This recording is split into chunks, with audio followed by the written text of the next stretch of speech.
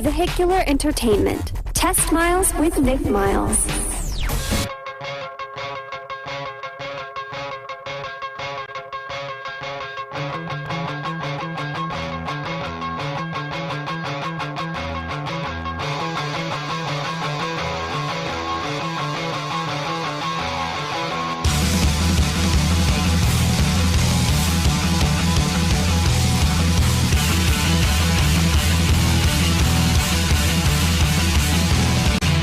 It's Sunday morning at 10 a.m. and you're listening to Test Miles. I'm Nick Miles, and as every week, we're going to be talking about cars for the next hour. So if you have ever seen a car, you've ever been in a car, you've ever wanted to buy a car, this is definitely the place you need to be. A packed show today, and the regular crew is here with us. Brad, Sean, and Andrew. Brad, how's your week been? My week has been fabulous, filled with great weather and fun times. And let's just check, Andrew, do you have a driver's license? Nope, still an ID. Had to check. All right, just know we are in the middle of getting you a driver's license and getting you into a manual car and learning how to drive. Now, I have talked to PIR, and they have imported 1,000 hay bales to make sure that you don't hit the side of the track when you're testing. Well, that's definitely going to happen. So we need the hay bales, and we actually probably need a couple everybody that thousand. volunteered to teach you to drive has now rescinded their offer. Yeah, this is going to be bad. This is going to be embarrassing not only for me, but for the people helping, because they're going to say, how does this adult be an adult during the day? We need a helmet for you, too, by the way. I do need a helmet. I want the full face guard, like, you know. No, you get it.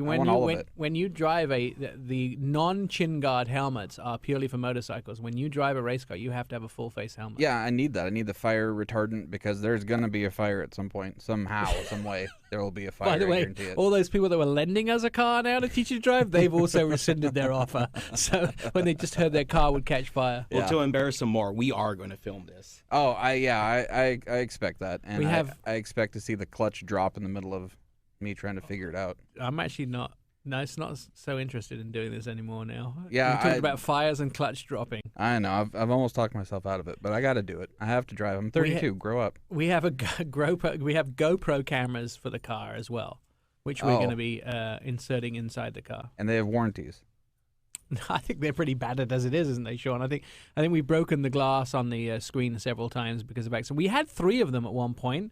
What happened to the third one, Sean? We lost it. Didn't we lose it on the Lexus LFA event where we were doing, I think, 180 and it blew right off? Yeah, we were doing 180 miles an hour in the Lexus LFA, and we came back into the pits. The camera's gone. It's gone. It's gone. Just disappeared. Yeah. So just ate it. Yeah, no, it's like, and I think that sort of thing is you once it's done, you know somebody ran over it on the track, and all there is plastic dust out there. There's no camera at all left to find. Yeah, it's gonna be us. Someone found pieces of plastic lodged in their wheel at some point in the future. Well, the second time I ever drove, I flipped a car, so I don't want. It wasn't really a car, was it? Well, it had more than 4 wheels. It had 6 wheels, so it was even more sturdy. It was one of those UTVs. UTVs. Yeah, I had a truck bed on it. Saw a body of water. I gunned it and turned into the hill and flipped it.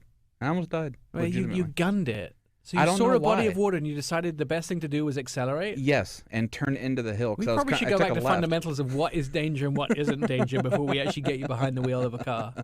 We may have to.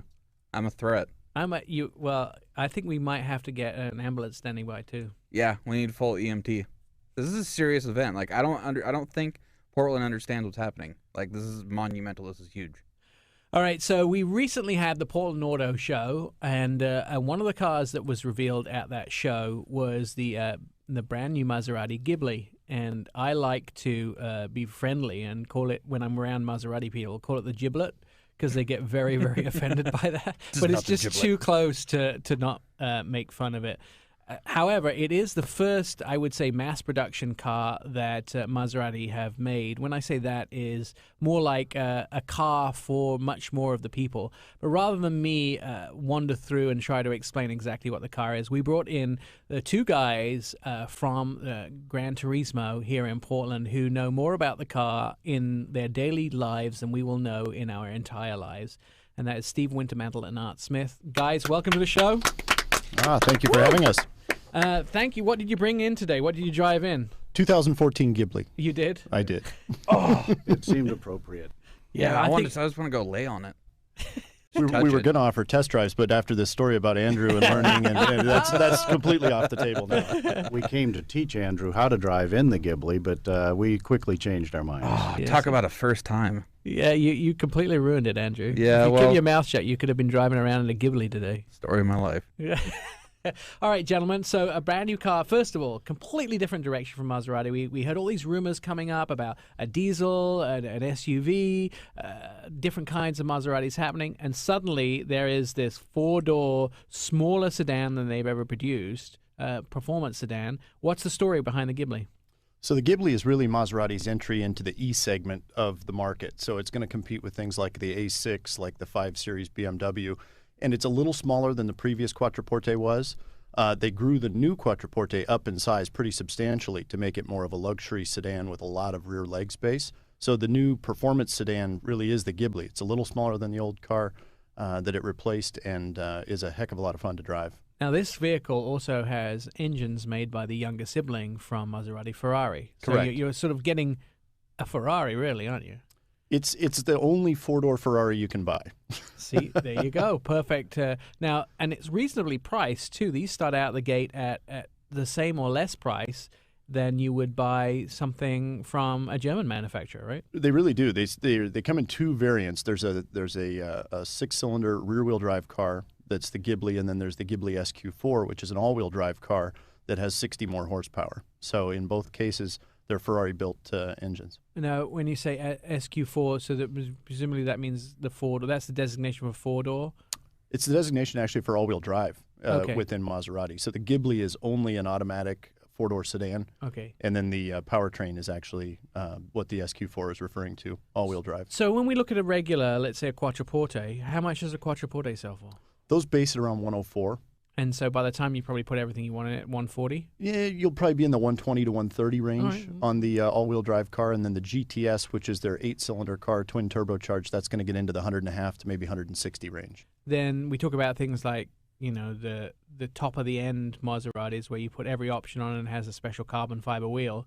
What sort of price are we talking about? Yeah, probably touching 170 at that point. Right. And so now we're talking about a car that's maybe $110,000 less than that. Yeah, Yeah. absolutely. So a decent price, and it's going up against those other vehicles that you mentioned, the BMW 5 Series. How much is the price difference? Because I always feel that those cars are about $65,000. So is it equal price? It really is. The Ghibli base price is $66,900. And obviously that's the base price car, but well optioned, the car would be in the mid-80s, and that's really everything that you could find on comparable automobiles. I had a 3 Series recently from BMW, and it started at like 30 something, and it was optioned out to 58. So that had 30,000 on a 3 Series, had $30,000 worth of options. I'm sure on a 5 Series you could probably get more than $30,000 worth of options. Yeah, I think we compare very favorably when you start to go option for option on the end MSRP. So when we're talking about a base vehicle, are you getting navigation and those sort of things in it, or what does the base vehicle come with? At the very base price, you're not. The very base car, if you were to order it that way, is no moonroof, no navigation. However, dealer inventory, especially our inventory, we're always going to order nav, we're always going to order moonroof. So realistically, you're probably talking about something a little closer to 70 that's on the lot. But from there, the equipment that's standard on the Ghibli is very favorable. Well, be honest though. Let's be honest. Have you ever had anyone come in that has that kind of money and says, no, I don't want any of that. I want the absolute base. I want cloth. Nothing. I want a sundial watch. Yeah. I want a sundial watch. Nothing. I don't want nothing extra. That's right. No, there's really not that sort of demand for the very, very basic car. Yeah. And even though we talk about a Maserati that's a lot less money than some of the other cars in their lineup, we're still talking about a rather expensive car. It's just new territory for us. We're going to talk more about the Maserati Ghibli, and we're going to talk more about Gran Turismo and the fact that you guys are shutting up shop and moving to a fabulous, splendid new location coming soon. And we're going to talk a little bit about the history of the company. That's more on Test Miles. If you'd like an encore of today's show, you can always go to testmiles.com. You can see our videos and delightful pictures of the entire crew.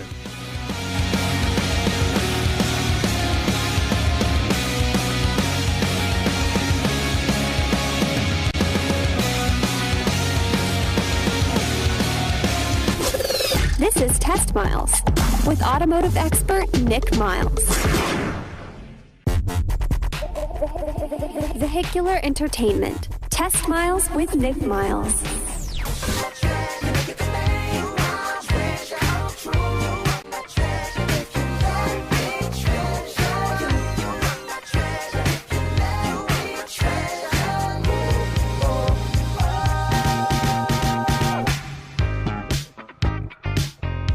All right, we're doing one of our in-vehicle test drives here on Test Miles. I'm Nick Miles, and along with me in the vehicle is Andrew and Sean. And today, test driving the 2014 Buick Regal all-wheel drive with the Premium 2 Group package. Now, Buick Regal, their sales up 58%, and it's all due to the Buick GS. That's the hot car right now. It has a very comfortable interior. Andrew, how is your personage? It's feeling really personagey because I feel so comfortable in this car that if I just had a pillow, a nook, a glass of warm milk, and I'd call it a night, and it's curtains. This is prime time, 100% quality. Now, I do not have any doubt or reservation in my mind why this sales have risen 58%. It's likely, in my humble opinion, because of this car. No, and it definitely is. Now, Buick do tout the fact that they have more torque than the Acura TSX, more torque than the Audi A4 Sport, the Volvo V60, the Lexus IS, and also the Infiniti Q50 along with Volkswagen CC. So they are saying this car with the standard 2-litre 4-cylinder turbo is the hot button with 259 horsepower. The average age of a Buick buyer is now 43 years of age. They've young, and Mercedes, by the way, is 65 for some of their models. So they've younger and freshened up the brand quite a bit. Starting at just over $30,000, nicely equipped for the all-wheel drive 37. And this vehicle, if you want the all-wheel drive GS version, it'll actually cost you around $40,000, which isn't bad for something as delicious as this Buick. I'm Nick Miles, Test Miles. Let's fly back to the studio with lots of Buick power. Vehicular entertainment. TestMiles.com.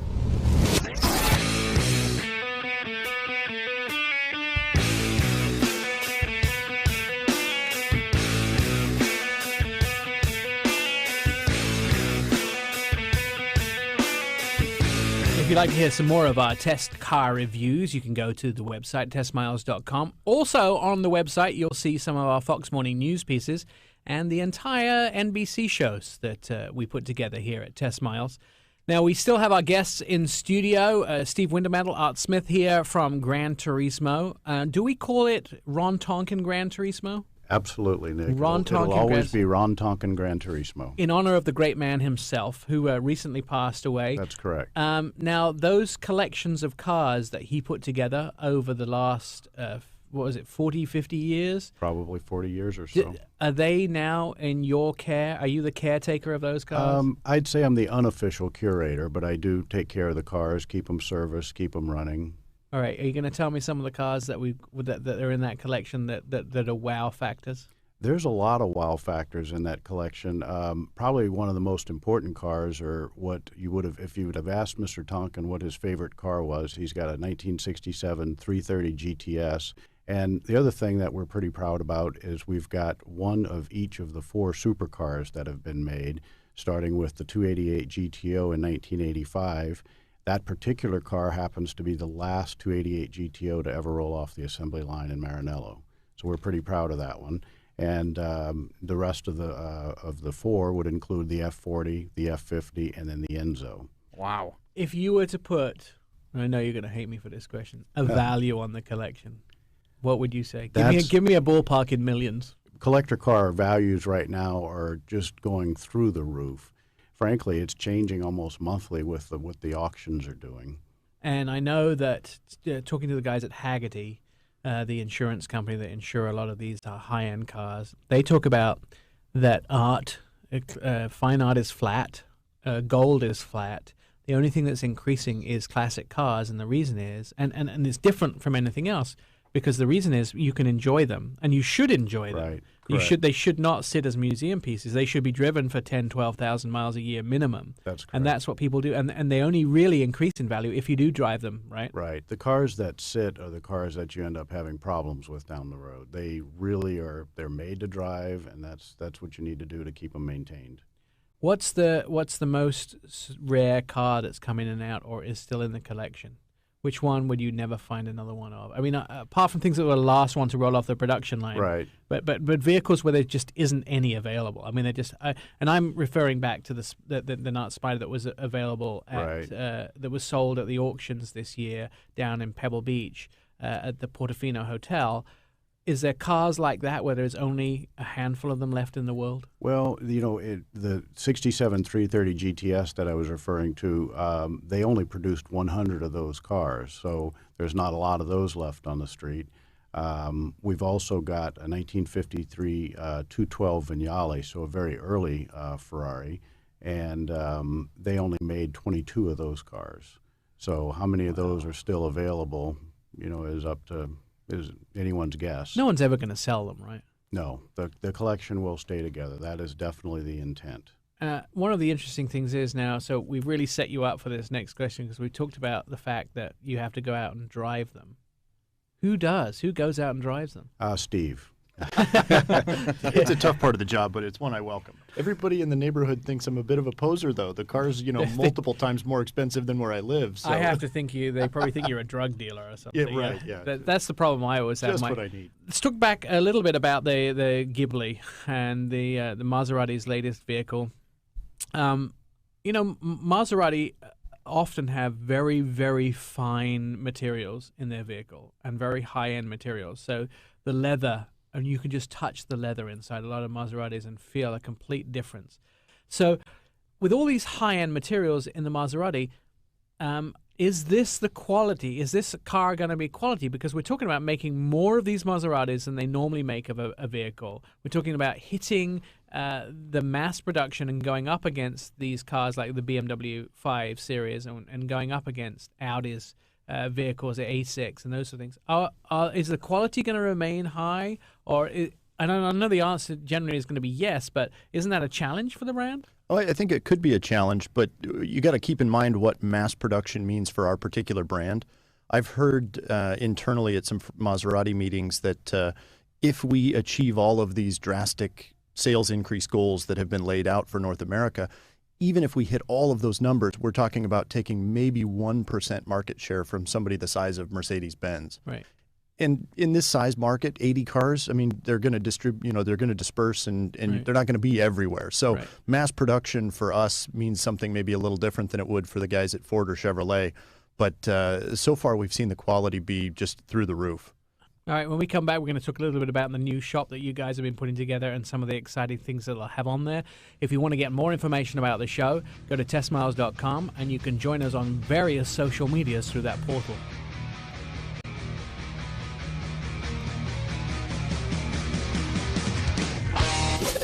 This is Test Miles with automotive expert Nick Miles. Vehicular entertainment. Test Miles with Nick Miles.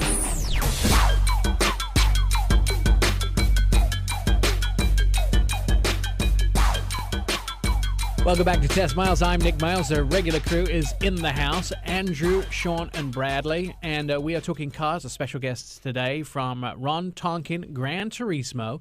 Currently out on 122nd is Steve Wintermantle and Art Smith, the two big cheeses out there. Art, you guys are moving. Yes, we are. We're really excited. It's something that we've been looking forward to for a long time. It's going to be a state-of-the-art facility located right in Wilsonville. And your current store has been there for how long? Is that where the Ferrari dealership started? That wasn't where it started. We are the oldest Ferrari dealership in America through attrition. Mr. Tonkin got the franchise in 1966, and he was selling Ferraris out of his Chevrolet store at that time. The current facility that we're in now, we've been there for a little over 30 years. And we're very much looking forward to and ready for the move. I actually your current facility is pretty nice. It's a very open, airy showroom. Right. But you can only really get 4 or 5 cars. 4 or 5? We put 5 or 6 in there, All but right. it's tight. It Yeah. really is tight. And what we want is more of a museum-like quality where you can walk around the automobile and really take in its artistic lines and get good views of the car and not be squished together. Of course, I'm always that difficult customer, and I'll come in and I'll say, hey, Steve, could I test drive that one at the back there? And Steve has to move 5 cars to get it out. Just as soon as we get the paperwork done is the answer I usually give on that one. Wait, I thought we photocopied it from the last time. I think there's got to be a segment somewhere in us coming down and having Andy learn to drive in an Aston Martin. Yeah, because that's right by my house. So now that I figured, since I met you guys, I thought I was on the in. Like I could go in. Yeah. Hey guys, just no big. I'm just hanging out with the guys here, and I just start touching everything and. Well, let's get just kicked Google out. map that because maybe the Chevy store is actually closer, and we could probably work that out, or Toyota, or we can figure something out. I think you do live actually close to the Chevy store because you're on the same side of the street as a Chevy store. Yeah. No, Well, there you go. I think I am. So Yeah, it sounds technically. like a pickup truck with a manual transmission instead of a Ferrari. Fine. Foiled again. I know. Fine. When you make the move to the new location? It's looking like May. We should have everything done and be ready for the summer selling season. And then maybe Andrew can test drive some cars at the new. Yeah, maybe at that point. That could be the grand opening. That could be the whole sell of it. Andrew, I you know what's going to happen? They're going to want to see that you can drive. They're gonna want to come down and see you can drive in a $300 pickup before they're going to let you even sit in the back seat of one of their cars. No. I think I got. I think I got their trust. I think I've got it. You see them offering you the keys to the Maserati Ghibli that's downstairs. Yeah, they are. They've told me. They pulled me aside and said, Andrew, obviously you don't know what you're doing, but you seem solid, so you can take the Ghibli. Just go ahead. Those words don't work for me. I think you'll have to get a picture because here's the key, and I'll hand it over to Andrew. You can get a good shot of that. Steve, let me Facebook it. It'll be right there on the website. You'll be I want to set. put it right there in TestMiles. I want to see him actually try and learn how to start it. He probably thinks he still put a key in the slot. Oh Yeah, I probably would. Well, actually, the first problem was me trying to get in it. That's the first thing. I'd probably have to lay down sideways and drive with my foot. So that's probably not good. I think it'll work. Yeah. I think we can make it happen. Okay. All right. It's interesting to learn because Andrew's bigger guy is what cars fit him and what don't. And some things you would think like the VW Bug, he slides in and out that thing easily.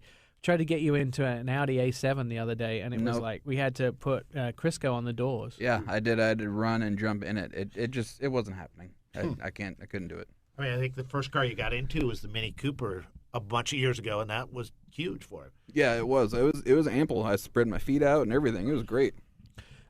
You have sold some Ghiblis already, right? Correct. Yeah, we have the cars in stock. They've been in stock since just before the end of the year.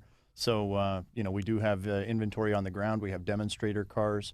Coming this month, we're actually going to have for our client base for the first time Ghibli loaner cars. So for servicing clients that are coming in with their Ferrari or Maserati, they'll be able to drive the newest, latest product. And, for us, that's great marketing and great customer service as well. So you're going to be seeing more and more of these cars around town. Now, do you think, and this is a strange question to ask, but I do have my friend Will Tucker who's constantly looking for a 4-door or for a larger convertible. Do you think that Ghibli will ever make a convertible?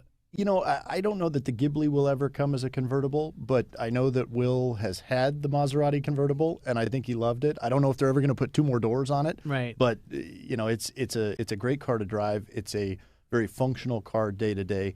And we're probably looking at a refresh of that Gran Turismo body style, which is the current convertible, in the next 2 years or so. Probably in the next year. This is a challenge for anybody that wants a 4-seater convertible. I mean, there's the Nissan Murano. Yeah, There you go. That comes in I saw one of those, by the way, That's at a New beautiful Seasons. car. Yeah. New Right Seasons in our Happy product Valley. comp. But then there's this guy sitting in this car. It's a Nissan. First of all, you notice the Nissan Murano convertible. You can't miss it because it's such a strange and different looking vehicle. But the guy that's sitting in it has a red plaid shirt from the 70s on and overalls and a big beard and hat. And I'm like, something doesn't fit here. No, that's terrible. There's a felony somewhere. Yeah, so he's the guy that ends up with a Murano convertible. It's hard to find a 4-seater convertible, isn't it? It really is, especially one that's truly usable. Everybody calls it a 2+2. Right. Ferrari makes the California, which is a 2+2. Right. Arguably, those back seats are probably for your gym bag or your briefcase. But it works. Actually, people love me when I'm in a 2+2 convertible because I only have a 24.5-inch inseam, which means that there's always ample room for anybody to sit behind me in the back of those cars because I have the seat as far forward as it will physically go, so I can. Sometimes I have to strap blocks onto the pedals. See, I thought you were going the other way with that. That you were the one that sat behind somebody because of. Okay, so no, it's usually when I'm driving. I see. I'm one of those A-type personalities that usually has to be in the driver's seat, as I don't feel it. I want to just mention something that we haven't really talked about much, but one of my first drives was when I went to Italy to Brunecco with Ferrari, and we got to drive the FF, and Ferrari helicoptered them onto the top of a snow hill and drive that FF, which was their first four-seater, four-wheel drive car, down the snow hill. Are the FF still, because it's still clearly my favorite Ferrari, are they selling still? They are, yeah. We maintain a demo car that's in stock at all times so that somebody can come in and see and drive that car. I'll be right there. Yeah. I'll be right there. That was more description than invitation, but whatever. Oh, sorry, did I misread that?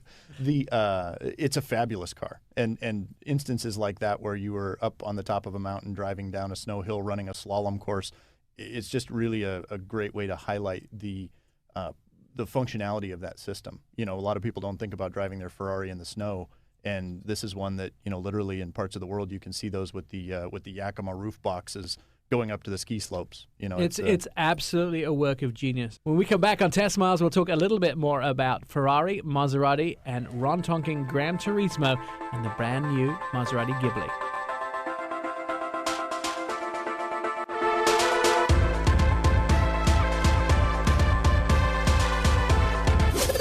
This is Test Miles with automotive expert Nick Miles. Well, welcome to Test Miles. I'm Nick Miles. We're back on the road doing a test drive, and today the vehicle we're inside of is a 2014 Kia Soul. This is the second generation of the Kia Soul. The first generation was remarkably the car that turned around Kia and made them into a successful company. I mean, it wasn't just that single vehicle that did it, the first generation Kia Soul. And the Kia Soul changed the fortunes of that company now to be the fifth most recognized brand. We've said it many times before in the United States. And the fact is that ever since then, they've grown into a car company that have great designs, really desirable vehicles that perform well. The only thing that they need to do right now is catch up a little bit with their resale values. Still, when you own a Kia, they don't resell for as much as what I think they're worth. So on the outside, not many changes. It is a bit sleeker. It's got a little more bling on the outside. It looks slightly different with some of the trim work, but really just recognizable as that boxy shape. And of course, its competitors, which are the Nissan Cube and the Scion XB, they are not doing very well at all. In fact, I think the Kia Soul outsells them approximately 5-1. So let's talk a little bit about pricing of this car, and there is a slight downside to it. First of all, upsides, roomy, very cost-effective to purchase, very usable, and a lot of extras. Now, this car does technically start at $14,700, and this is where the downside comes for the 2014 Kia Soul. One of the problems is that if you want selected options in this car, they come as part of packages. By the time you've optioned out the car to contain the packages that you might want, well optioned, the price does jump to around $20,000 or more. So it's time to head back to the studio when we continue more car stuff. This is Test Miles with automotive expert Nick Miles. Vehicular entertainment. Test Miles with Nick Miles.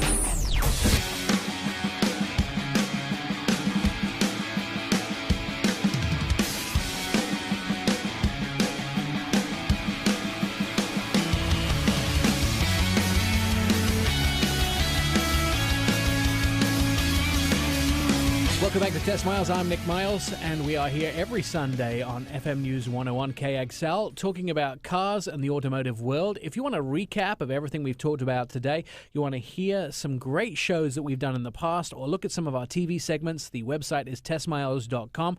We also have one of them Facebook accounts and one of them Twitter accounts that you can join and follow us. Actually, I did notice, Andrew, that we're up to 10,000 followers on Twitter. Nice. Yeah, That's very good. 10,000 followers. I knew all those fake accounts would work. Yeah, they're all in India, and they all joined within 24 hours of each other, but, they're still following us. Hey, a follow's a follow. Exactly. Our guests, special guests in the studio today are Steve Wintermantel and Art Smith from Ron Tonkin Gran Turismo. We've talked about the new store that's coming up, and we've talked about the Ghibli. What else goes on at the Gran Turismo store? You guys do a summer track event. You do a lot of work with existing people to find the cars that they're looking for. You have it's less of a walking off the street customer and look you up in the internet. It's more of a you have existing customers that you work with pretty much their whole lifetime of buying cars, right? In a lot of ways, we really do, and people do look us up on the internet all the time and have special requests and so forth. So I mean, it's a lot of local business, but certainly we're serving the whole nation. It's an interesting business, and we get into things of all kind. Right now, we have a Hummer H1 in stock that's an original '97 with 3,500 miles. It's not even seen off-road usage, but yet it's one of the most capable off-roaders out there. We're working with a client in Dubai right now to try and get that deal done. So, it's really got a global reach, and on a more local level, if somebody has a Ferrari or Maserati, a lot of times we're the first people they think of for automotive needs because we're the fun store. We're Right. the toy store. We're the place they like to go and decompress. One of my favorite stories that I always like to tell, and I told it when Ron Tonkin passed away recently, was I do remember that when he went down in probably about 3 or 4, maybe longer years ago, he went down to Barrett-Jackson. And I remember having you guys were in the studio and you get this phone call and he's shipping 6 cars up that he's bought from Barrett-Jackson. And the look on your faces was amazing because you were like, suddenly you have this increased inventory of 6 cars that you're not sure that you were expecting. And you question, he's gone and bought these cars and this sort of thing. And the following week you came in and every single one had sold. And so however much you might have questioned at the time, was this a good decision making? Still, at his age, being that car lover, he didn't miss a beat. He got it right. He bought the cars that we all questioned whether they were good purchases, but they shifted off the lot within 7 days. Yeah, they all really did sell quickly, and no one could ever question his insight. I mean, it was in his blood. He knew a good car when he saw it, and to pick up 6 at one time and sell them within a week, that's just another day for him. Do you have a lot of, let's say, famous or locally famous people that you help buy vehicles for? Well, this is Art Smith. Maybe we didn't. The fame is just coming up. I was thinking Nick Miles. He's been in our store more than once. And you know what? I would my trouble with coming into your store is I get lost in possibilities. Yeah. And then I have to check myself before I wreck myself. Yeah, and we have had some. Wow. I got to check myself. It's true because I tell you, I walk in there and I go, I wonder if I could work some finances out with my. Could I tell the tax man that this is actually a retirement plan? Well, I think if you sleep in it, it can be an RV, and then doesn't that qualify for 12 years? Yeah, I could live in an FF, no problem at all. Yeah. It's the 5 dogs that might chew the leather up that might Right. be a time. Tell everybody how we can find more out about Ron Tonkin Gran Turismo, how we can get in touch with you guys, and how we can partake in some of the fabulous cars at the store. The easiest way to get in touch with us is the website, rtgt.com. Ron Tonkin Gran Turismo, shortened down into those 4 letters. Easy to look up. All of our inventory's online. All of our updates and social media related to the new store is accessed through the website there. All right. What if I'm coming into the store today, what's the best deal you got to offer me? Well, we're going to work on an FF, 12-year financing, it sounds like. And Yeah. the best deal at the store today, honestly, bang for the buck, the Maserati Ghibli is our new product. It's obviously what we're here to talk about today, but it really is the deal that most people are looking for. It's something new in that segment. If you've leased 3 or 4 or 5 German cars in a row, this is a way to get into an Italian masterpiece with a Ferrari-built engine and stand out in an otherwise maybe boring parking lot at your office. I would really. I don't know anything about marketing, but I'd really sell that twofer. Like you get 2 for 1, because that for me, I'm a sucker for a twofer. Like at Fred Meyer's, right. I'll always get the 2 for $6 thing, you know. And if you can get a Ferrari and a Maserati in one, done, sold. Yeah, well, we'll have to work on a package deal like that. Yeah. Maybe it'll be a Test Miles special. See, a 458 Italia and Maserati Ghibli for. Now you know what I'm doing after the show's over. I'm calling KXL and asking them if they can extend my contract to 12 years so I can afford to buy myself an FF. Gentlemen, thanks for being with us.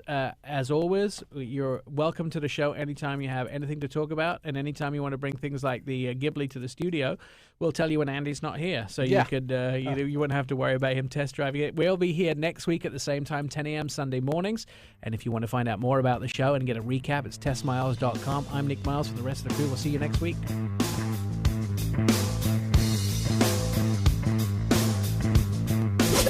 This is Test Miles with automotive expert Nick Miles.